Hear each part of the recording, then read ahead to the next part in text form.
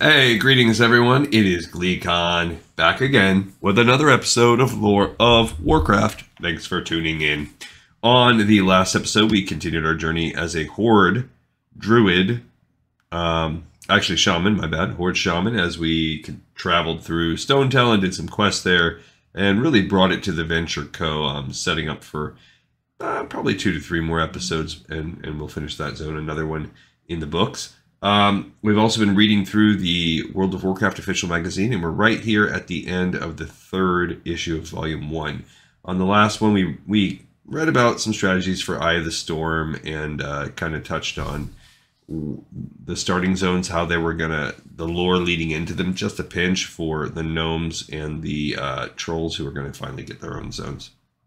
Not their own capital. So stay a while and listen as we get in, and I think we're going to actually have some real lore this time, where we have an article on the Doomhammer, the legend behind the symbol of Horde pride. This is War Chief Thrall's weapon. It was bestowed as a testament to faith and honor and raised high above the clans as a guiding light during the salvation of the orcs, by Hugh Sterbakov. And there's a picture of good old Thrall.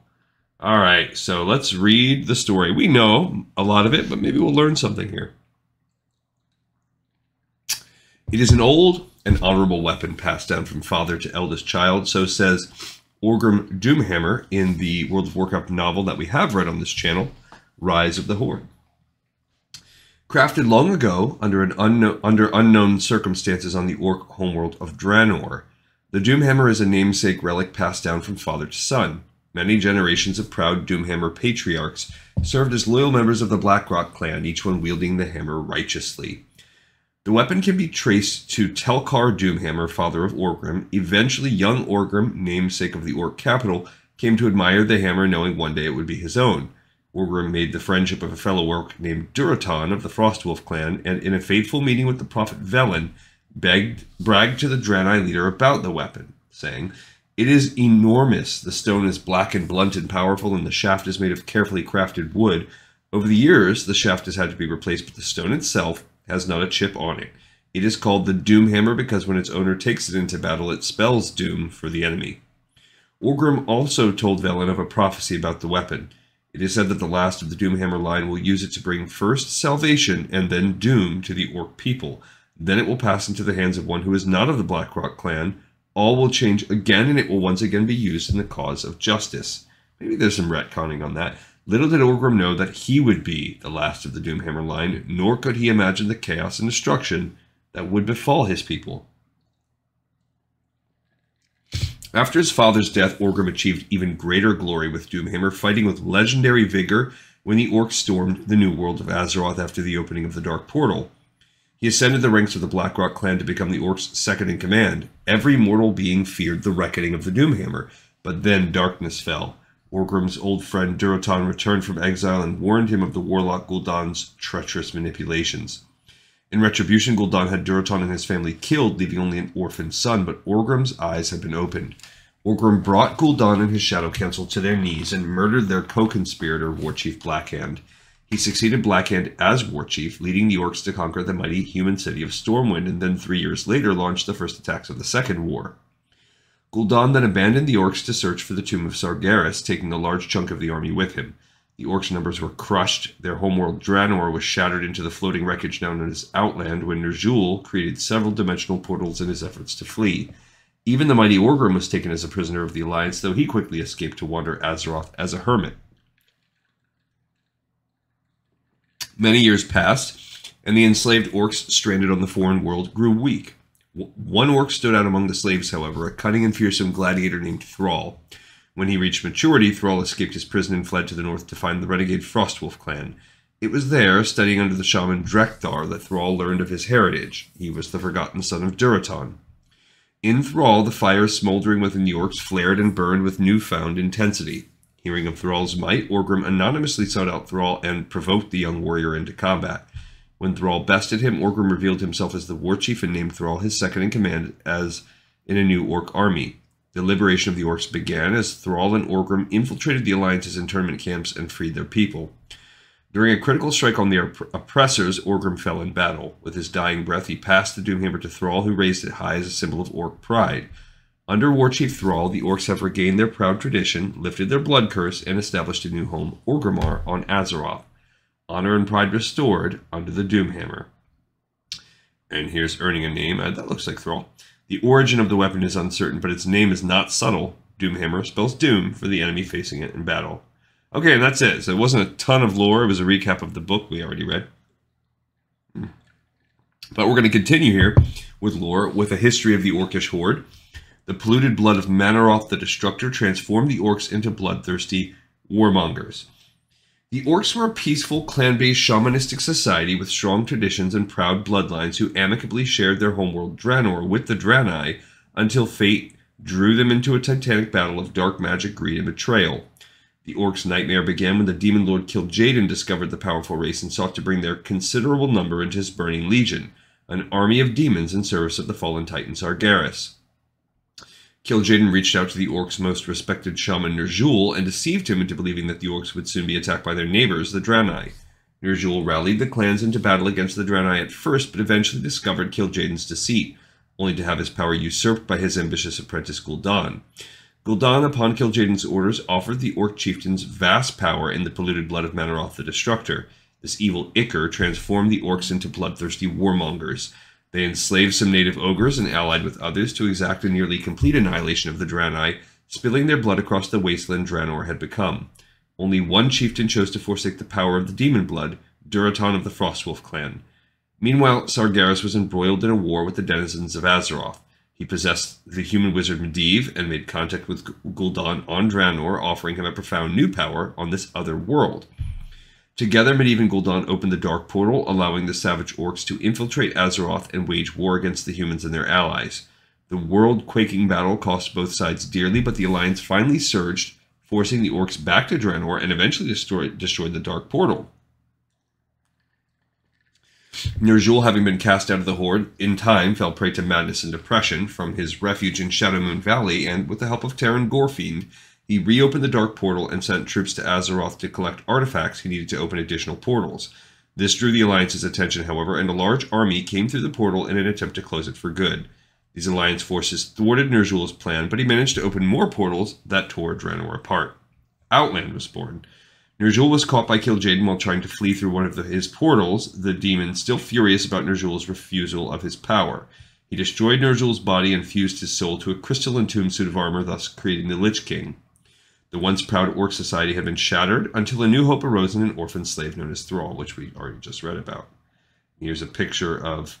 this is the path to madness. Corrupted by the blood of Manaroth, the Orcs streamed into Azeroth via the Dark Portal opened by Medivh and Gul'dan. Just a wolf rider. Picture of the Dark Portal, a picture of the Orcs streaming through. And the Doomhammer legend comes to life. Following the replica of Frostmourne, Blizzard Entertainment and Epic Weapons are unleashing the full fury of Warchief Thrall's mighty Doomhammer upon the physical world. We sat down with Nick Carpenter, Executive Art Director on Blizzard's Cinematics team, to chat about the process of bringing one of Warcraft's most hallowed icons to life. Wielding Doomhammer, Thrall's legendary weapon, is no longer relegated to fantasy. Warcraft players can now lay their hands on the real physical Doomhammer developed in collaboration with Epic Weapons, the same company that forged the real-world version of Frostmourne. The task of bringing this part of the Warcraft universe to life was no simple undertaking, according to Nick Carpenter, Executive Art Director on Blizzard's Cinematics team. It was a process, Nick says with a tired laugh. It had to be as realistic as possible, so when you held this thing, you really felt like you owned a piece of Blizzard and a piece of Warcraft. Our creative process is so meticulous that there's always this moment of, is Blizzard crazy? But Epic was ready to take this journey with us. It's pretty cool. The mandate was to have the Doomhammer look like it had been beaten up for hundreds of years, says Nick Carpenter. When we created Frostmourne with Epic Weapons, it was our first opportunity to bring a Warcraft weapon into the physical realm, to create something you could actually wield and feel, Carpenter says. It was a huge learning process. And we looked at a lot of movie props, but we finally got there through attrition. Shortly after the Runeblade was forged, Nick had an opportunity to see the masters of fantasy weapon making at work. In between Frostmourne and Doomhammer, we contracted with Weta Workshop to create a life-size bronze sculpture of an orc on a wolf for the Blizzard campus.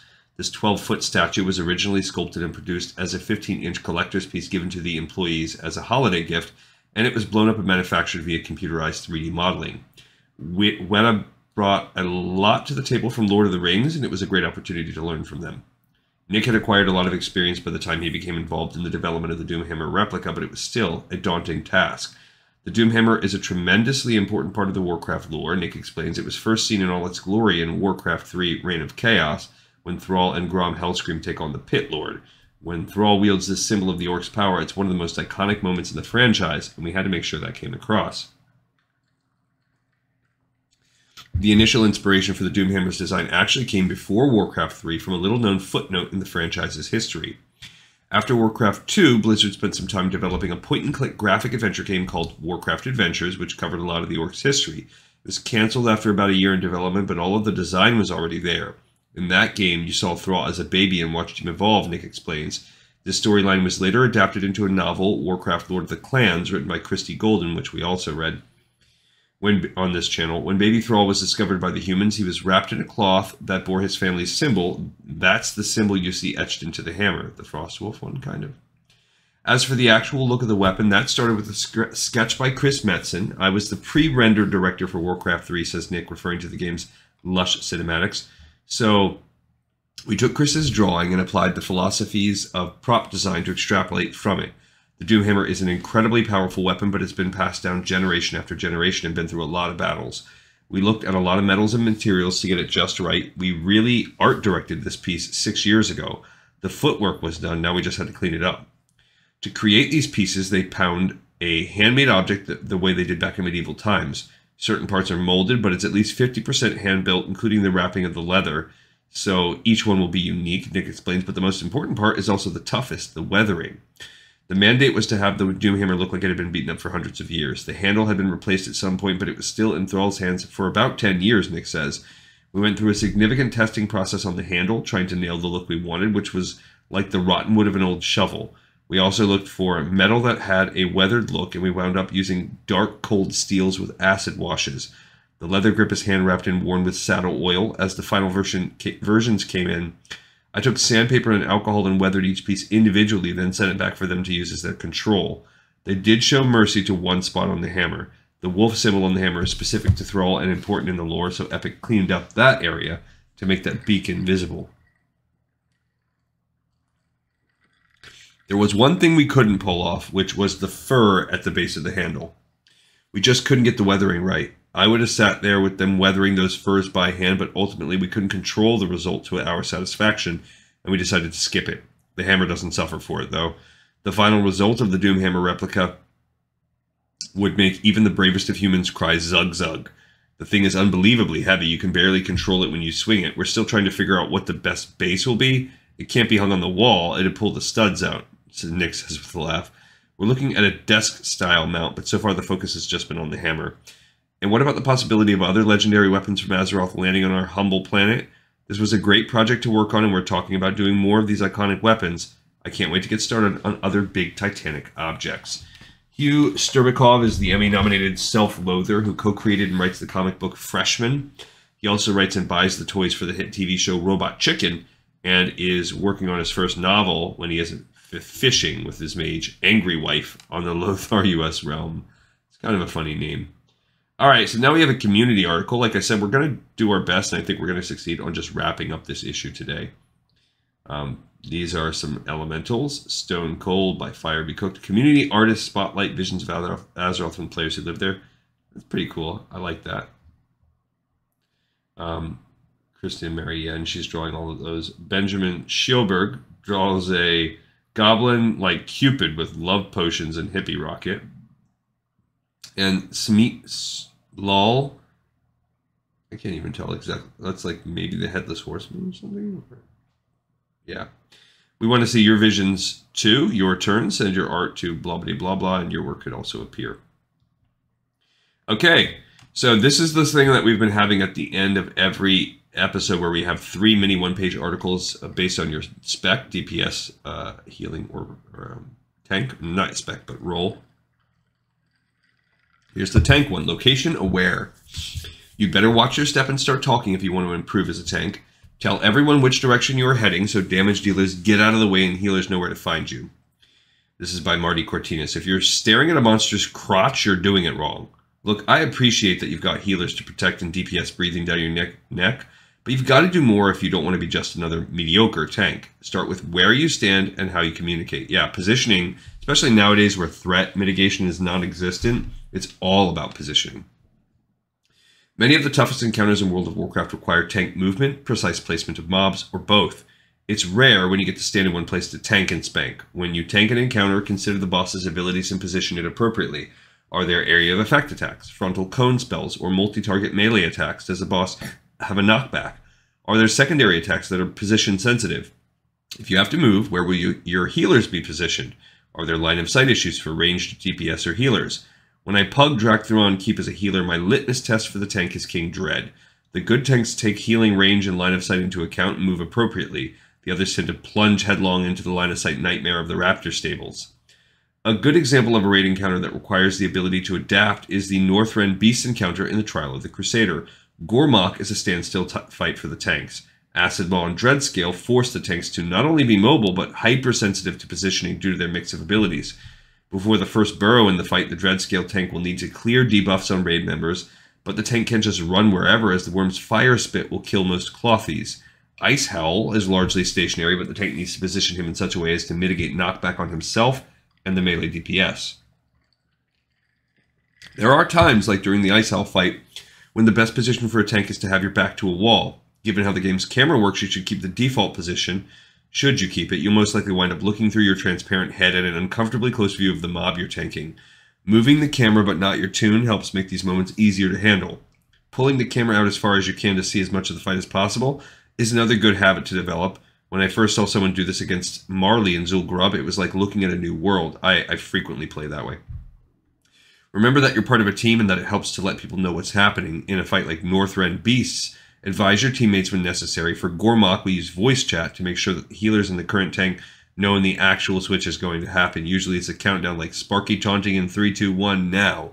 When Dreadscale and Acid Maw show up, let people know when it's safe to cross in front of a worm. If you need to kite, tell everyone which direction you're heading, so damage dealers get out of the way and healers know where to find you. Similarly, it helps to let everyone know if something isn't going as intended. If your taunt fails, say something. Know how to move and how to talk, and you'll make things go a lot more smoothly for your team. And Marty Cortinas is an editor-in-chief of the World of Warcraft Official Magazine, and tanks as a protection warrior for his guild, who will never let him forget the time he took on the Northrend Beast wearing a chef's hat, or the time he fought Illidan without a shield. Okay, and that's the picture of the Draenei for tanking. He's got a massive belly button on that armor. Alright, I'm guessing this is DPS based on the picture of, it looks like a Troll Rogue, Dagger Rogue. 4 Commandments to Rule Them All by Andy Salisbury. Is this the same guy? No, but I feel like we've seen this name before in other articles. The tank keeps the boss's attention. The healers are making sure that the raid doesn't collectively die. And the DPS, well, we're in charge of everything else. Your role isn't just to hit the boss as hard as fast as you possibly can. I feel like this is like a common theme. No, it's also stay out of the icky spots. Especially, again, now that threat mitigation isn't there, but also interrupts. I'd say that's the other big part. As long as you've been playing World of Warcraft, you've been told the DPS stands for damage per second. We damage-dealing classes can do a lot more than just throw scary spells at monsters, and DPS should really stand for decisive party support. Now, I understand if you're reluctant to change, but hear me out. With the help of my 4 commandments, you can change from a run-of-the-mill damage dealer to a boss-stymieing, group-saving player that every leader is dying to get his or her hands on. First, be the first line of defense against wipes. As DPS, your role isn't just to hit the boss as hard and as fast as you possibly can. You need to watch out for the others in your group as well. If there are adds in the fight that threaten the well-being of your healers, take care of them straight away. If there's an ability that the boss casts that needs to be interrupted, interrupt it. No questions asked. Think there's a possibility that you're close to drawing aggro and killing a few of your DPS brethren from a swipe? Turn on World of Warcraft's built-in aggro meter. Interface display show aggro percentages. I didn't even know that was a built-in thing. And always be mindful of it. We might have to turn that on in our classic playing. You need to assert yourself as more than just a pretty pair of swords, and the willingness to sacrifice a marginal amount of DPS in order to ensure the survival of the group is essential to that. Situational awareness pays dividends. Being mindful of your surroundings will get you a sure spot in a raid and turn you into a more reliable group member. Commandment 2, follow the kill order. Boss kills come in many different forms. Some Simply pit your group against a single boss who will throw one of several abilities at you while it is tanked and spanked. Others will force your entire crew, whether it's a raider party, to tackle additional enemies before the big bad boss is taken down once and for all. In times like this, the leader will put together a kill order which must be followed. When left alone, adds can wreak havoc on a group by killing essential personnel in a manner that's entirely avoidable. As a DPS class, you need to make sure that you're conscious of what adds are coming and when. While it might suck to miss some uptime on the boss and drop a few spots on the DPS meters, what really matters is that the boss fight ends in a successful kill. Commitment 3. Use your cooldowns effectively. Cooldowns pose a unique opportunity for you to give your DPS a shot in the arm by using an ability or item that will provide you with a strong buff. When using your cooldowns, it's essential to follow a couple of rules. First of all, make sure that the boss has plenty of debuffs on him. If you pop a cooldown too early, you might not get the most bang for your buck. Secondly, be sure to use your cooldowns as early as possible as you possibly can while still honoring the previous rule. If you're able to use a single cooldown twice during a boss fight, you've effectively doubled its potency. And finally, be prepared.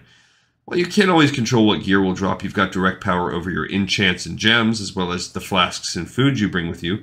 Making sure that you've got all the latest information on which of these are best suited for your class and spec will get you invited back time and time again. Group leaders love folks that do their homework. Oh, imagine that. Imagine educating yourself on something, to harp back to my rant on my last episode. Learning how to learn. Also, should you find yourself going into a raid dungeon against bosses you've never seen before, do yourself a favor and watch a video or two online. Read strategies and understand the mechanics. If you show up prepared, it'll make things easier on you and your group. I try to do that. Andy Salisbury is an editor, a rogue, and a gentleman. When he's not foraging the latest raid instances for epic loot, he can be found theory crafting every possible ounce of DPS out of his energy pool. And finally, our article on being a healer. Love is a battlefield. There are many kinds of healing challenges, but to many, the ultimate test is found in a battleground by Julian Rignall. Expect to have to do your job while being shot, clobbered, ganked, blasted, and roasted. Everyone loves healers, right? They keep the party alive, they provide handy buffs, and if things go horribly wrong, they can even bring their fallen comrades back to life. Healers. What's not to love? Well, healers, actually. I discovered this the first time I entered a battleground and got flattened by a warrior and a couple of rogues armed with unbelievably powerful weapons from a place I later discovered was called Upper Blackrock Spire. They cut me down before I even had the chance to look at my keyboard and figure out which button I should be pressing. And it happened again and again. I might be surrounded by my teammates, but I was singled out every time as the primary target for termination with extreme prejudice. Man, these enemies hated me with a passion. After that first hectic battleground, I reviewed my combat logs to figure out what was going on, and I also perused my spellbook to see if I was missing anything that might be useful for PvP that I had not really used before due to its limited use in PvE. Because while I love healing, one thing I like even more is a challenge, and this situation seriously piqued my interest. How could I do better next time? What could I do differently? What opportunities was I missing? And so began my love affair with battlegrounds, fueled by a desire to become better, survive longer, and ultimately avoid becoming somebody else's statistic. So how should you tackle going into a battleground? First and foremost, understand that you're going into the toughest, most unforgiving, and potentially frustrating environment in World of Warcraft. So set your expectations accordingly. The pace of the action is lightning fast. You're up against a merciless enemy that may be more experienced and better geared than you, and when you're new to it, you'll die a lot. When that happens, what you need to do is pick yourself up, figure out what happened, and start learning from your experience. The second thing you need to know is that battleground healers play 3 roles. Yes, 3. Yes, you're a healer. That's the easy bit. You should pretty much know how that works already. You keep your friends and yourself alive. Second, you're a tank. Yes, that sounds nuts, but it's true. And battlegrounds healers are the aggro magnets that attract the most enemy attention. Expect to have to do your job while being shot, clobbered, ganked, blasted, roasted, and everything else you can think of. And third, you're sometimes a DPS class. In certain situations, you'll need to use your damage, crowd control, and dispel spells to help kill the enemy. That's the wonderful thing about battleground healers. We can do it all, and that's why we're the most dangerous people on the battlefield. So how do you survive and indeed thrive in all this craziness? Well, start thinking like a tank. Spec talents and use glyphs that mitigate damage taken. Boost your survivability and speed up your actions. Start acquiring gear with resilience on it. That is an extremely effective way of reducing inbound damage. And use items that have a decent amount of stamina. All of these things will help buy you more time to stay alive and hopefully survive long enough for your teammates to take out the opposition before they get to you. The other big thing is move, move, move! The moment you stop moving in a battleground is the moment your enemies catch up with you and start wailing on you. Watch what's going on. If you have foes on you, run towards your friends so they can help you. Look at places where you can hide out of sight even briefly, and of course, always look for line of sight options that will give you even a second's respite to heal yourself. The best battleground healers are the ones who are fleetest of foot, so stay frosty. Sure, battlegrounds are tough, especially for beginners, but if you're prepared to practice and learn from your experiences, they can deliver some of the most rewarding, fun, and outright joyous moments in the game. And Julian Rignall has been healing in battlegrounds ever since they were invented, and is currently trying to push the outer limits of the resilience envelope, and by virtue, the frustration level of his foes with his disciplined priest. Alright, this is probably the final article, called Guild Goals by Tim Edwards. Whether it's raiding, PvP, or role-playing, it all comes down to being social. We've stopped trying to do everything and just want to do some things well. What are guilds for? Seriously, it's worth asking the question. As I sit down to write my guild, the PC Gamer Guild is on the verge of killing the Lich King in 25-player mode. We've dropped him a few times in 10-player, where we do most of our raiding. Our 25-player teams raid less and have been more ad hoc, but over the few months since the Fall of the Lich King content update, patch 3.3, and Icecrown Citadel, the teams have coalesced. The goals have solidified and our leaders have sharpened. We've decided we're going to take down the Lich King, and we intend to carry through, which brings me back to the question, what are guilds for? When we created the PC Gamer Guild, it was more about finding like-minded players to have fun with. We didn't really have any intention to raid, and we didn't have any intention to PvP. We just wanted to make a few friends and have people to talk with when questing. Our guild mandate was non-existent. We had no goals. We had no structure. Out of that chaos emerged two things. A lot of goodwill and a lot of player enthusiasm, but it took us almost 6 months before we can consider any serious raiding, and even now, our PvP turnout is lackluster. We were lucky because we accidentally recruited superb raid leaders. They took up the challenge to organize our community. They understood how to invest energy into logistics and gearing up. They set up a forum, a loot system, and a schedule. All I had to do and still do is decide where to point their energy. At first, our thinking was about trying to do everything. We ran crazy events and dragged the entire guild into battlegrounds. We'd run multiple arena teams, explore all the raid dungeons available, and even try to schedule regular heroic groups. We wanted to be everything to everyone. It was exhausting. For the officers, for our leadership, and for our players. I've realized that if your players love the guild and the game, they'll want to play as much as possible, but sometimes it's better to clear the schedule, clear the calendar, and give all players a chance to decompress. Now we're far more organic. We've stopped trying to do everything and just want to do some things well. We raid often, we have silly events, but we let the players who want to do PvP and arena go off and do their own thing. If they want support, either through crafted items or arranged events, we can make it happen, but we're not going to try and organize their funds. So what is the guild for? You can have PvP guilds, you can have raiding guilds, and you can have questing and casual guilds. Whatever the stated goal of the guild, it comes back to the one idea we had at the start. We wanted some friends to talk with as we played.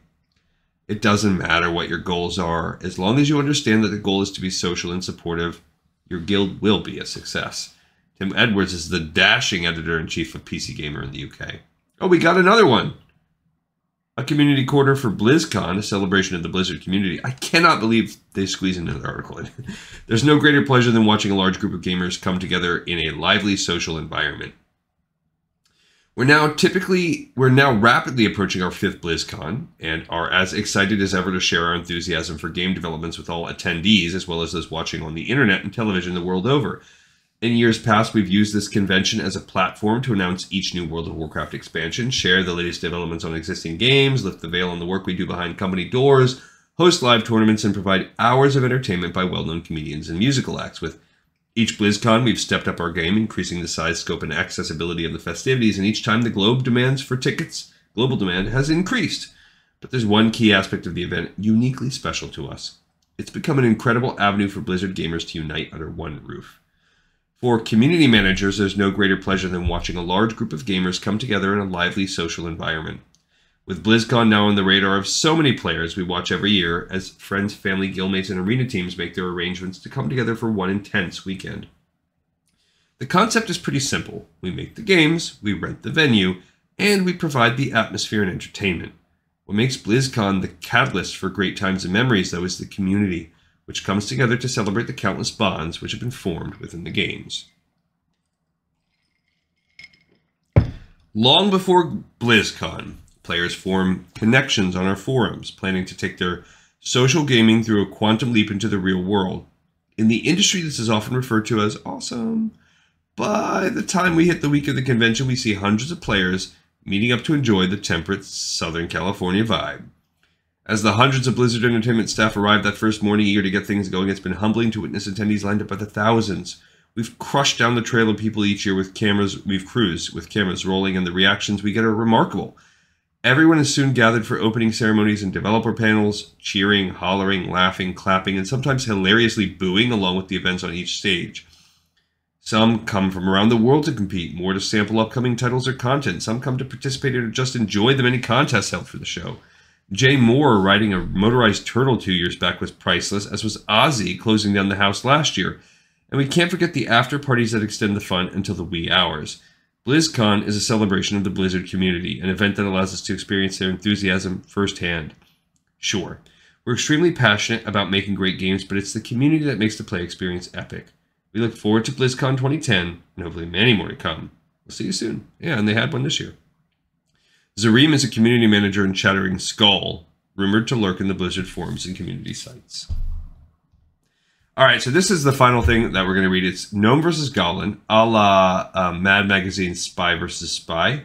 And they try to finish it out each time from this point out. So we're going to get 3 total because as we've said before, there's only 5 issues. But we have a gnome fishing and a goblin watching him grumpily. The gnome sees him. The goblin, with a welding mask on, whips out his fishing pole and begins to fish right next to him and immediately catches a giant, like Simpson-esque, 5-eyed fish. The gnome then grinningly out of his toolbox takes a mini sub, throws it in the water. It begins swimming, and then he stands back and watches while the sub brings up its own enormously Simpson-esque 5-eyed fish. The goblin then, of course, lights dynamite, throws it in the water, boom, blows up the sub, blows up the water, and then they're just fish raining all over them, which, of course, annoys the mama 5-eyed fish, who eats the goblin and is then caught by the gnome. So again, kind of a la Spy versus Spy, you have them fighting, and then one spy kind of does something, and then his dumbness gets him defeated by the other. So, I like Spy versus Spy. I loved Mad Magazine growing up, so I appreciate what they're trying to do. It's cute. It's a cute homage. Okay, in the next issue, we will finally, probably, I don't know if Cataclysm will drop it yet, but that is a freaking dope picture. I, as a Worgen lover, they're my favorite race. And I love goblins too. Seeing the 3 goblins fight a Worgen, that's cool. Too bad fist weapons will never popular. And then, of course, back cover, we've got the Doomhammer in Thrall's hands looking dope. That'll also make a cool poster. All right, we've done it. We have another issue and another episode in the pipe 5x5. Next time we read, we'll be starting issue 4, wrapping up the first year of this magazine. Thank you, everybody, so much for watching, for tuning in, for listening. I appreciate the freaking heck out of you. See you guys next time on Lore of Warcraft.